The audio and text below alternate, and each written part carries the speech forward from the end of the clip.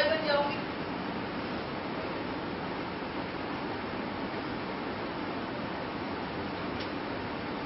आप लोग क्या देखते हैं बाबू साहब?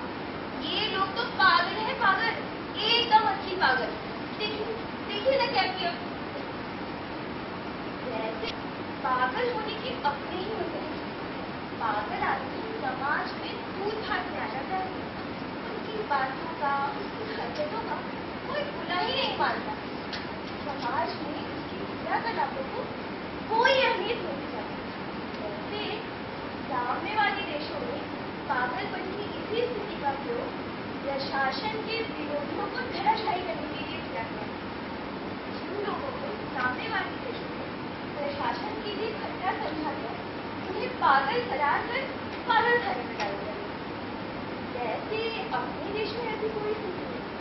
प्रजातंत्र जो है, बोलने की आजादी तो है, पर खबरदार, प्रजातंत्र के इस बहते हुए चुनाव में हर झंडे को पहलियों का करना है। अगर आपने उनकी भाषा नहीं बोली तो आपका हुक्का पानी बंद और आप आ जाएंगे सीधे रास्ते पर। खैर छोड़िए विदेश जाने, आपको बताती हूँ इस पागल खाने की व्यथा। आप तो जानते ही हैं अपने देश की आबादी 1 अरब को पार कर चुकी है, जिस कारण हर लाइन में इतनी भीड़ कि कोई भी कहीं भी अपने मानसिक संतुलन खो जाए और पागल खाने आ जाए। अच्छा फूल लगाने आए, लगा क्या कर रहे? मुझे इन्हें देखिए, अच्छे खासे IAS ऑफिसर थे, पर साहित्यकार बनने का शौक चलाया। साहित्यकार बन गए और इन्हें रोक भी कौन सकता था? IAS जो थे। वैसे आपको एक बात बताऊं, अगर आप IAS हैं तो प्रदेश के सबसे बड़े पद पर सकते हैं। पर इसके बाद भी इनकी महत्वाकांक्षा बनी। इन्होंने आध्यात्मिक क्षेत्र में पकड़ा लिया और आध्यात्मिक क्षेत्र में आनंद सफलता के लिए ये टूर रिचार्टिक करने लगे और अपना मानसिक संतुलन खो बैठे। पागल खाने लगे। देखिए, इन्हें देखिए, ये हमारे पागल खाने के अमिताभ बच्चन। गाँव में कुछ लोगों ने इन्हें इनकी हीरो शर्ट लगाया, साथ दिलाया।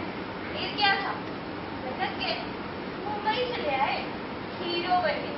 और जब डायरेक्टरों के पास भाग भाग कर इनके 10 जोड़ी PVC बोल के जूते गिर गए तो अपना मानसिक संतुलन खो बैठे। वैसे अभी अभी सरकार द्वारा फिल्मी दुनिया को उद्योग का दर्जा देने पर इनका मन तो बलिए उछल रहा है। ये अब अपने आप को उद्योगपति भी समझने लगे भाई। इन जनाब से मिलिए, देखिए ये कभी संपन्न किसान हुआ करते थे। राष्ट्रभक्ति, जनसेवा, पार्टी लाइन की उच्च महत्वाकांक्षा के सपने दिखाए। ये अभिभूत हो गए। इन्होंने अपनी तमाम जमीनें बेच कर पार्टी का जनाधार बनाया और जब पार्टी का जनाधार बन गया, जीत की स्थिति आई।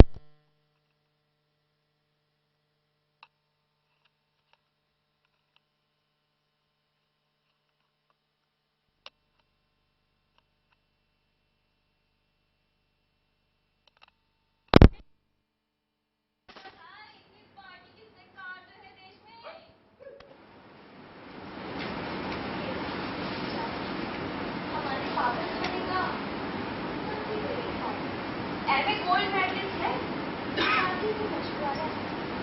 संविधान की आरक्षण नीति के तहत ये जाति किन्हीं प्रांतों में आरक्षित है तो किन्हीं प्रांतों में ये पिछड़े वर्ग में शामिल किया जाए। क्योंकि इस प्रांत में मछुआरे आरक्षित नहीं है, कोशिश की किसी तरह से आरक्षण का लाभ मिल जाए और ये सुखी जिंदगी जिए। पर हो गया बेचारे अपने दूसरे प्रांत के अल्पशिक्षित रिश्तेदारों को ऐश करता देखता रहा, नौकरी खोजता रहा और पगला गया। वैसे इसकी एक विशेषता ये है कि किसी की भी शादी के बैंड वाले में खूब नाचता है और जब बैंड वाले की आवाज बंद हो जाए तो बेचारा उदास हो जाता है।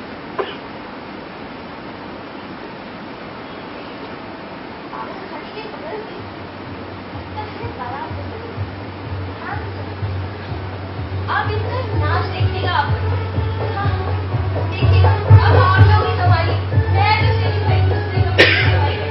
हाँ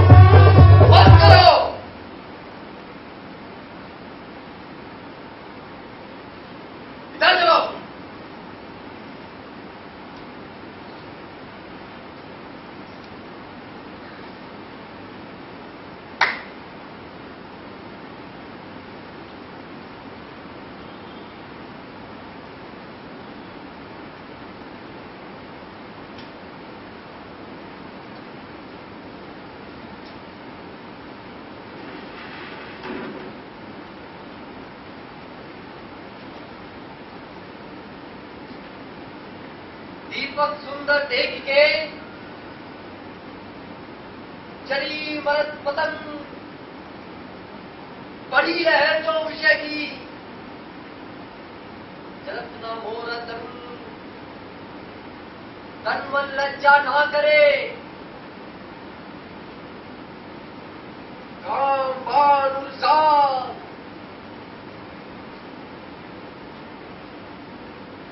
एक गांव बंद किए, सुंदर मुनि में सुंदर मुनि में सुंदर मुनि में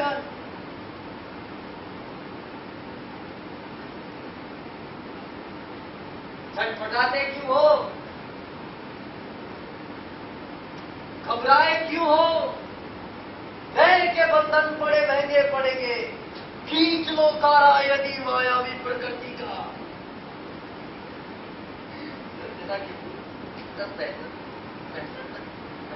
लालच लालच है, तेरी कविता पे मुझसे क्षमा जाओ। लालच क्या दीवाना, एक कदम नौकरी के लिए इतना टेंशन, बाहर हाँ, तो मैंने शुरू में कितने लोगों को नौकरी दिलाई। अबे अभी नौकरी दिलवाता क्या? बोल बोल कितना माल लगेगा, अभी लेके आता हूं। क्या हो गया? किसी के प्रति कोई सम्मान नहीं, कोई नैतिकता नहीं, कैसे चलेगा ये देश? देश के आम लोग खुलेआम घूस की बातें करते हैं, ना कोई आदर्श, ना किसी को देश की चिंता, सबको बस अपनी अपनी पड़ी है। ये तो चिंतन करने लगा। इसको भेज दो समुद्र के किनारे, समुद्र की लहरें देख देखकर इसे चिंतन करने में सुविधा होगी। देश के तमाम महान चिंतक इस नुस्खे को आजमा चुके हैं। इनको इनकी बातें करने दो। देश हित, नैतिकता, समान प्रदर्शन सब चोचले हैं साले भापे लोगों के। अबे एक नौकरी दिलवा देगा तो तेरा क्या जाएगा? जैसे दूसरे लोग शासन को चूना लगाते हैं वैसे मैं भी लगाऊंगा। फिर तो सरकारी नौकरी में अधिकतम 1 घंटे का काम रहता है, उसके बाद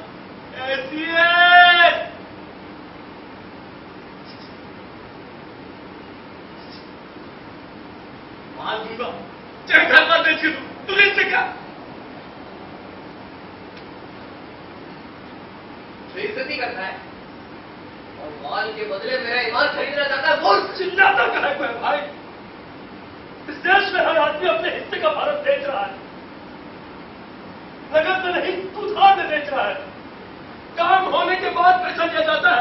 आप किस दुनिया में श्रीमान? मुझे घृणा है ऐसे लोगों से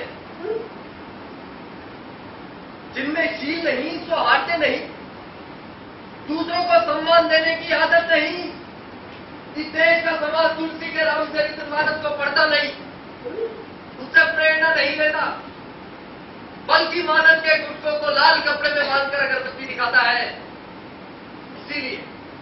इसीलिए ऐसी सख्त और उच्चर पीढ़ी पैदा हो रही है जो किसी काम की नहीं, ना जीतने की ना पहुंचने की। मुझे मनुवादी कवि की पुस्तक से सीख नहीं लेनी। इससे समाज का उतना भला नहीं हुआ जितना ब्राह्मण वर्ग का शोषण चक्र चलता रहा है।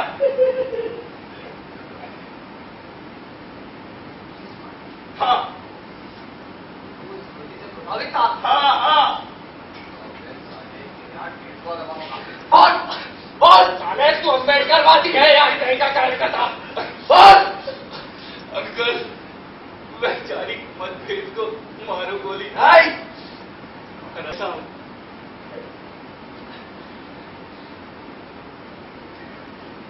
यदि मेरी नौकरी लग जाएगी, मुझे मेरी महबूबा मिल जाएगी। अंकल मेरी नौकरी लगवा दो ना, प्लीज अंकल मेरी नौकरी लगवा दो ना, अंकल प्लीज अंकल लगवा दो ना मेरी बस नहीं लगा सकता है तेरी नौकरी। क्यों रोज रोज तंग करता है?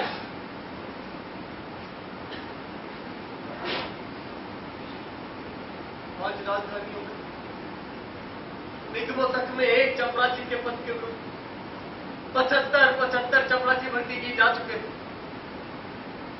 राज्य सरकारों की हालत यह है कि तनख्वाह बांटने के लिए पैसा नहीं, कहीं वेतन में कटौती हो रही, तो कहीं रिजर्व फंड से वेतन दिया जा रहा है। जब नौकरी लगा सकते तो अपने लड़के की नहीं लगाता जो मुंबई की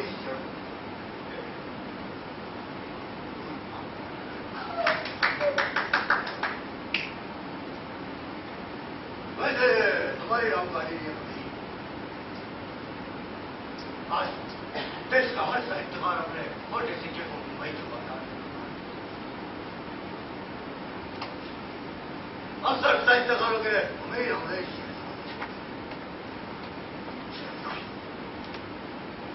जो अंग्रेजी में मुंह बना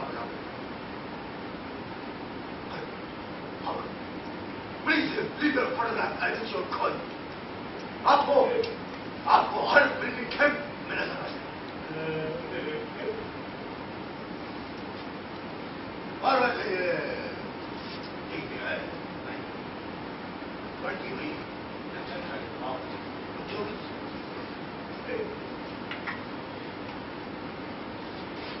आप मुझे दीजिए, मैं गांव से चलकर मुंबई आया और कहां से कहां पहुंच गया कौन जाने। आज जब आप इस सदी के महान एक्टरों में नाम लेने की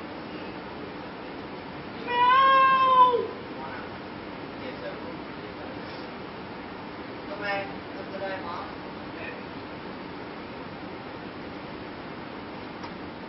आप लोग देख रहे हैं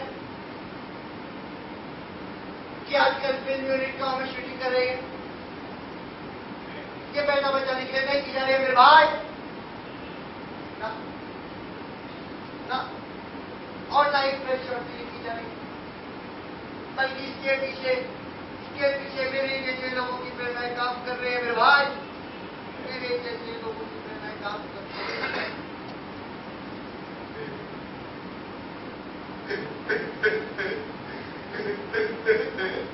मैं क्यों करेगा हूं और चाहता हूं कि ऐसे कई लोग हर प्रदेश की राजधानी में घुस जाए, जिससे आज और कल्चर के इस महान उद्योग को बनवाने के लिए और उचित वातावरण के निर्माण के लिए हर राजधानी जुड़ गए।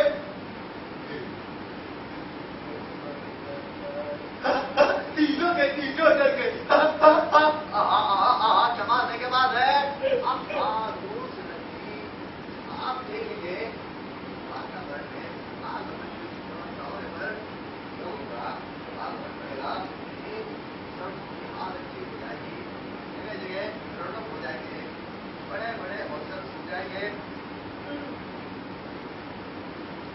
जानी है। मैं हमारे कस्बे के बाद भी एक जरूरत जिससे हमें हमारे गांव पहुंचने में आसानी होनी चाहिए। अब आप ही बताइए, तुम्हारा गांव का विकास जानी है। जानी फिल्म सिटी तो हर राजधानियों में खुल जाएगी, लेकिन असल मुद्दा है फंड का। हाँ? चलो फिल्म बन भी गई तो उसकी मार्केटिंग कैसे होगी? दिल्ली में भी खुली है फिल्म सिटी, क्या इशू हुआ उसका? और रही आर्ट और कल्चर की बात, तो बेटा मुझे लगता है ये जो कुछ बचा कुचा है ना, इसका पूरा का पूरा एग्रीकल्चर करवाओगे।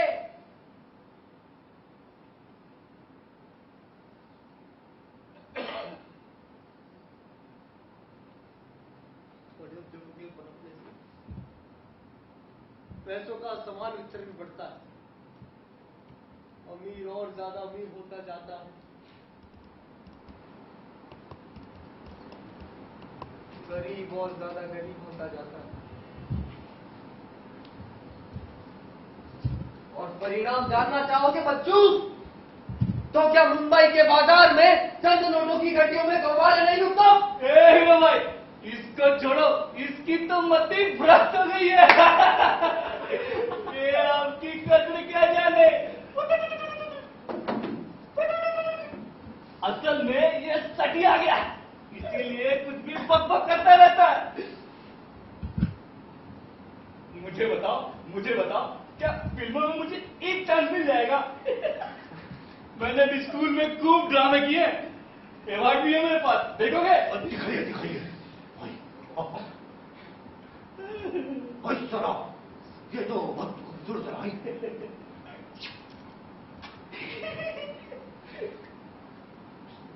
तेरे थोड़े से कर्म से मेरी जिंदगी बन जाएगी मेरे दोस्त। तू नहीं जानता कि मुझे मेरी महबूबा मिल जाएगी। अरे वो तो सिर्फ एक छोटी सी नौकरी मिलने पे अपने परिवार के साथ बगावत करके शादी करने को तैयार है। और फिर तो हीरो भाई तुम मुझे हीरो बनवा रहे हो। वाह क्या बात है, मैं भी हीरो बनूंगा। मेरी भी बड़ी बड़ी पोस्टर लगेगी और मैं ऐसे खड़ा हूं, मैं ऐसे खड़ा हूं बुढ़ा मैं तेरा बाप। मेरे पास भी गाड़ी होगी, बंगला, नौकर, चाकर। मैं भी हीरो बनूंगा। मैं गाड़ी चला रहा हूं, पिपीप पिपीप पिपीप पिपीप। वाह वाह क्या बात है, मैं भी हीरो बनूंगा। वाह सत्याग्रह नरस स्वामी बिना युद्धे है।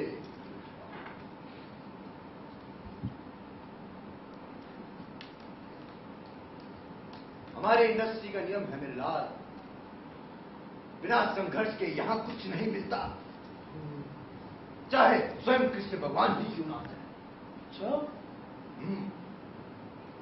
इस इंडस्ट्री में चिन्ह से शुरू करना। तुम्हारे पूर्व की उपलब्धियां यहां बेमानी है। दोस्त,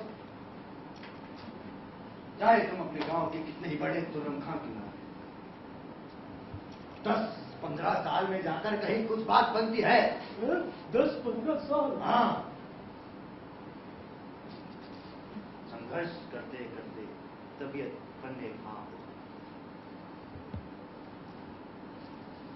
फिर भी मेरा वादा, प्रदेश का कोई भी टैलेंट यदि हमको जाए तो मैं उसकी मदद जरूर करूंगा। पता है मुंबई पहुंचकर चाहे जितने संदेश छोड़े हो तेरे मोबाइल पर, तेरे कान पर जू नहीं होंगी। अरे काहे बच्चे को झूठा सपना दिखा रहा है? नहीं हीरो भाई नहीं, मैं 10-15 साल और इंतजार नहीं कर सकता। 10-15 साल में तो सब कुछ बदल जाएगा। मैं लुट जाऊंगा, मैं बर्बाद हो जाऊंगा। मेरी प्रेमिका की शादी उसके घर वाले किसी रईसजादे या नौकरी पेशा वाले आदमी से कर देंगे। और वो मुझे मामा बना के ससुराल चली जाएगी रे।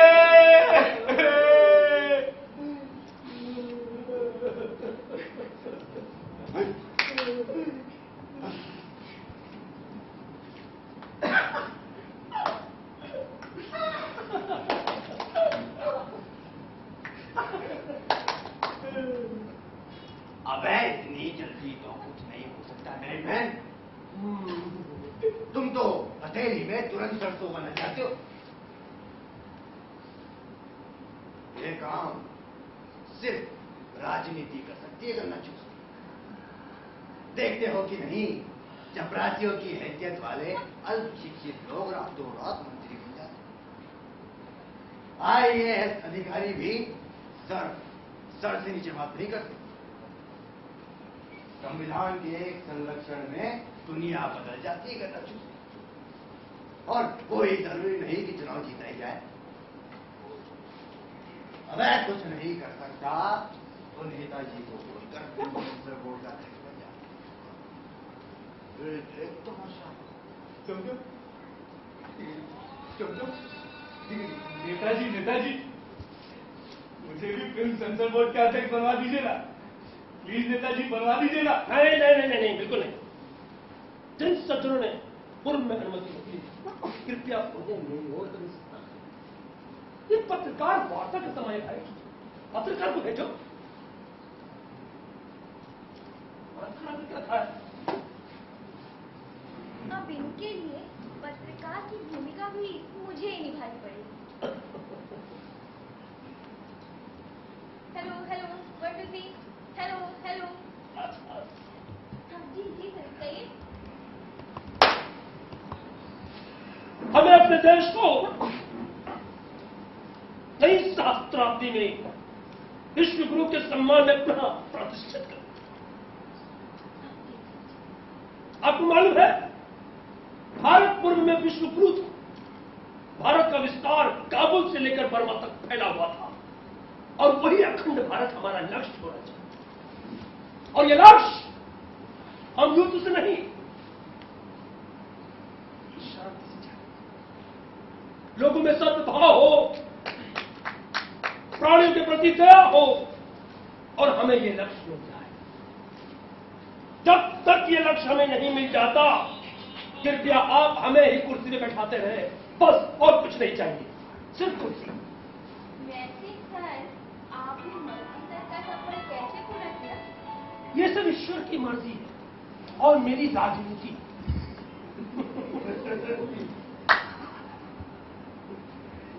इतिहास गवाह है कि मेरी छवि हमेशा निर्विवाद रही है। मैंने कभी गंभीर आंदोलन नहीं किया। भारत के किसी भी देश में हमारा रिकॉर्ड कदाचित ही आपको मिलेंगे। मैंने कभी विवादास्पद मुद्दों को नहीं उठाया, उन्हें सिर्फ चुटकुले सुनाता रहा। और जब संघर्ष का समय आया तो दूसरे नेताओं को आगे कर दिया और स्वयं बुरा बना बैठा रहा।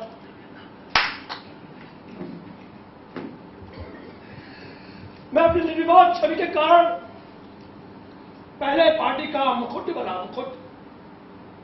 मुखौटा। कहिए, आपको कोई तकलीफ है? नहीं सर, कोई नहीं। ये तो ईश्वर की माया है। पद क्या है, ये तो आनी जानी है। सर, हाँ, वैसे आपके लेक्चरर भाषण कुछ सुनाई नहीं दे रहे। अभी हमारा मुखार बिंदु एंगेज है, दूसरा काम चल रहा है। जब मैं पद से उतर जाऊंगा तो फिर से चुटकुलों से जनता की सेवा करूंगा। वैसे सर, सारा देश इस समय एड्स से भयभीत है। जी हाँ। हर जगह एड्स के विज्ञापन छप रहे हैं।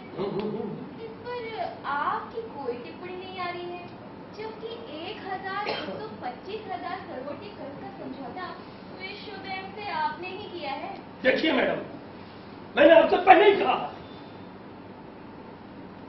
विवादास्पद मुद्दों में मेरी कोई रुचि नहीं। मैं कोई डॉक्टर नहीं हूं भाई। लेकिन सर, G15 देशों ने एड्स के विश्व सम्मेलन में भाग लेने से मना कर दिया और ऑस्ट्रेलिया के पर्थ ग्रुप के लाखों डॉक्टरों तथा सैकड़ों वैज्ञानिकों का दावा है कि एड्स नाम की तो कोई बीमारी ही नहीं है।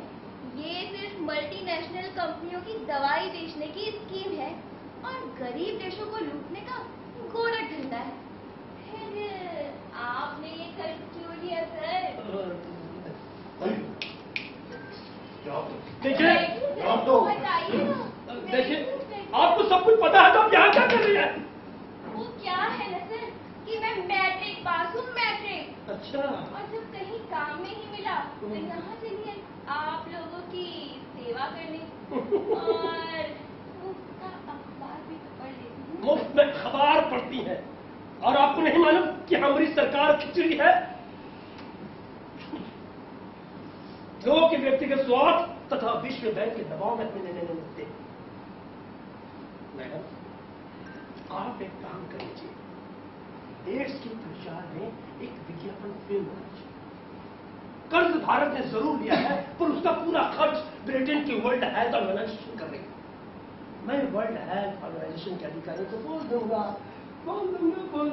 आइए आइए आइए आइए, हिरोइन बनाते इसको। अक्सर लड़कियां जो है ना मंत्रियों से डर जाती है। अंकल अंकल, मुझे इन बड़ी बड़ी बातों से क्या लेना देना? मेरा क्या होगा? मेरी नौकरी लग जाएगी ना अंकल? मेरी शादी हो जाएगी ना? अंकल कुछ करो, अंकल कुछ करो, अंकल कुछ करो। कोई नौकरी नहीं, खुद खाओ खुद जियो।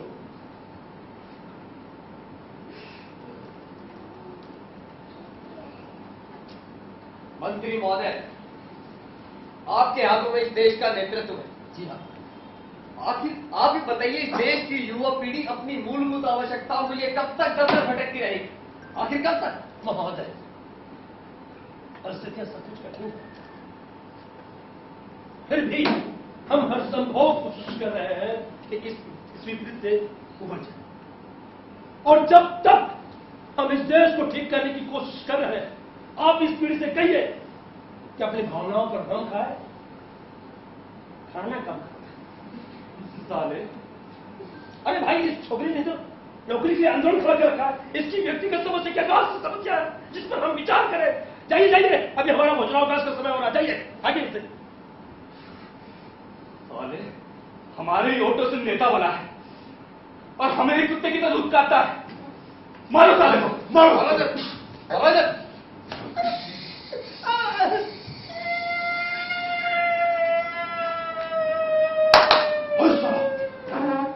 साला पुलिस आ गया, पुलिस। अरे साला मुंह का देखते चुप हो, साला जाके पुलिस आ गया, पुलिस। साला पुलिस आ गया, मैं भी चुपता पुलिस।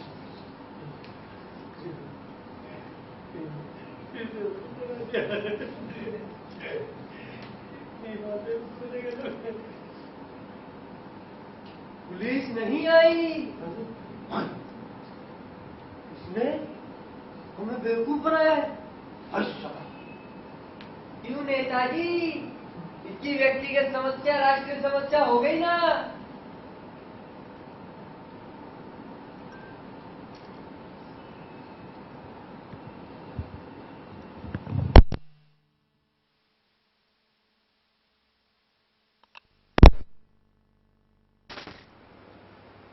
अपना संतुलन खो देता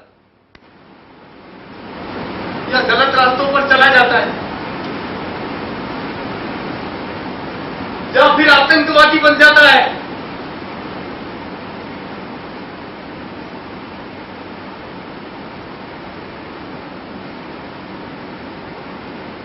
तब क्या वो राष्ट्रीय समस्या नहीं होगी? असल में आपके दिमाग से देश पूरी तरह से बहिष्कृत हो चुका है। राष्ट्रीयता और देश खत्म हो चुका है। आपके मस्तिष्क में सिर्फ स्वार्थ ही स्वार्थ भरा है, इसलिए आप परिस्थिति को अपनी सुविधाओं के अनुसार परिभाषित कर रहे हैं। व्यक्तिगत समस्या और राष्ट्रीय समस्या में कोई भेद नहीं है, कोई नहीं।